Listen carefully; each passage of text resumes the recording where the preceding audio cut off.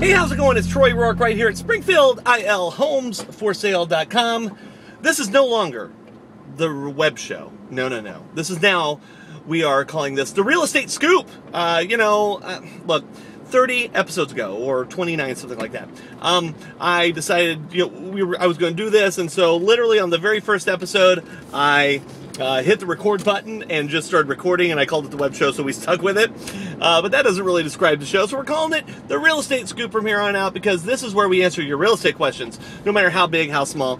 Easy to do right here where it says leave a reply or comment. Drop your question there.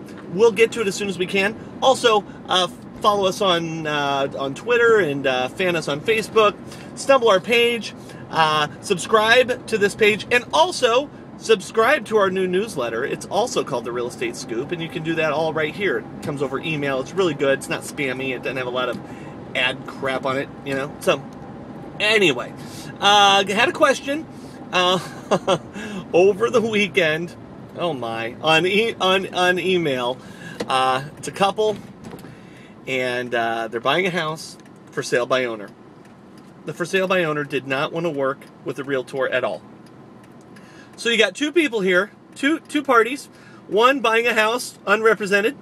Then you have a for sale by owner who is probably only maybe sold 2-3 houses in their lifetime. One of the biggest purchases either of them are ever going to have to deal with. All kinds of intricacies, and nobody has any experience. What are you people thinking?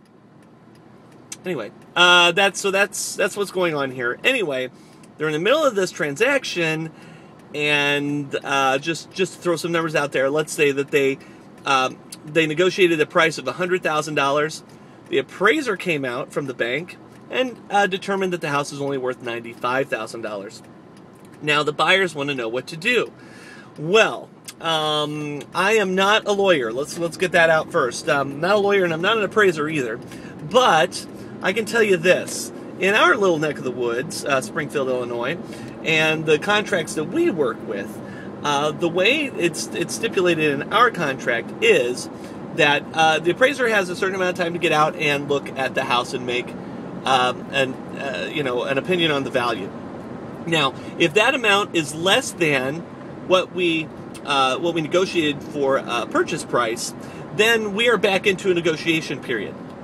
Now, I'm not really sure where these people were from. They weren't.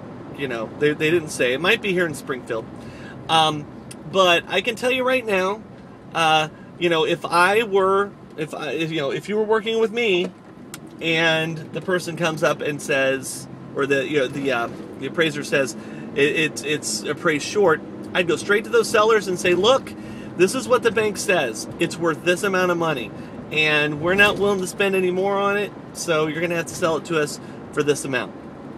Now, if the buyer comes, or if the seller comes back and says, no, this is what we agreed upon, you as a buyer have a couple options. One, you can go ahead and pay the difference of the appraised value, and whatever the bank's going to finance you, and the agreed upon price. You can pay that out in cash if you so choose, if you're that in love with the house, but try not to be, please. You can also tell the seller to fly a kite because it's not, because it's not worth it, and you can negotiate your earnest money back. So there are some options out there, but I will say this: if you happen to have an FHA or VA or a rural housing loan that you're doing this with, the appraisal that you just paid for as the buyer, if you decide to walk away from this deal, that appraisal sticks to the house for the next 6 months. So that means if another buyer comes up that has an FHA, VA, something like that, rural housing loan, and they have to get it appraised, guess what?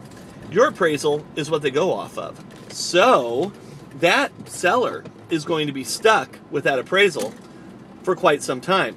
So it would really be in their best interest to listen to that bank and sell it to you if they really, truly, truly need to sell that house.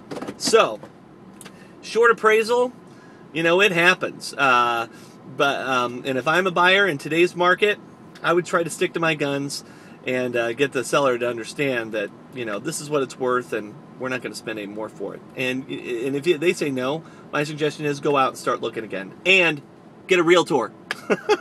Hey, thanks a lot for watching the show today, The Real Estate Scoop. We will be back with more shows as time goes on, and thanks a lot. We have over 100 people watching this show every single day. That's all because of you people, so thank you, and we will talk to you soon. Bye-bye.